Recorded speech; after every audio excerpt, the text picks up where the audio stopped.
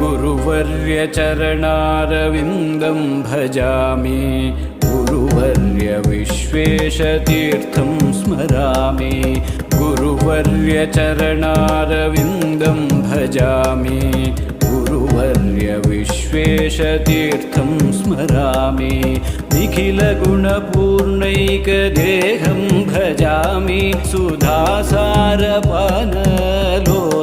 नमामि गुरुवर्य चरणारविन्दं भजामि गुरुवर्य विश्वेशतीर्थं स्मरामि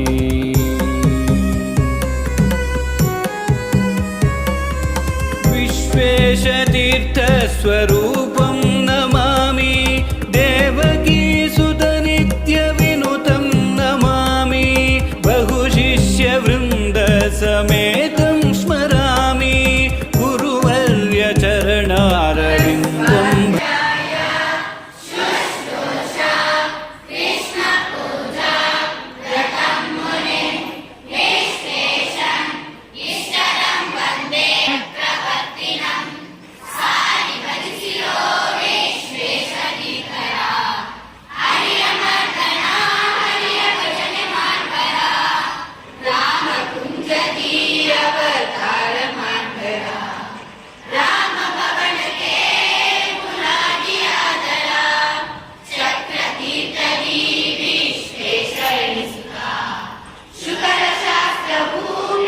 He had established Purna Prajna Vidyapita in Bangalore, which has completed over 63 years. Many scholars are trained here. भजामि गुरुवर्य चरणारविन्दं भजामि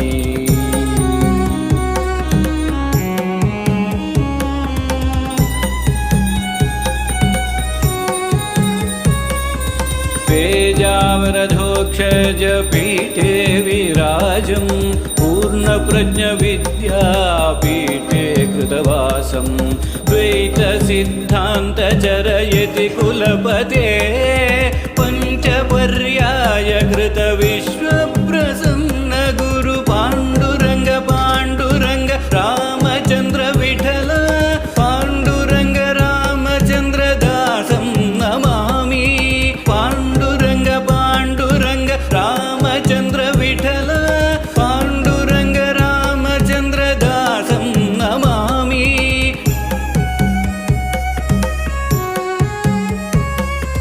सद्गुरुनाथ विश्वेशतीर्थगुरु शरणं शरणं सद्गुरुदेव।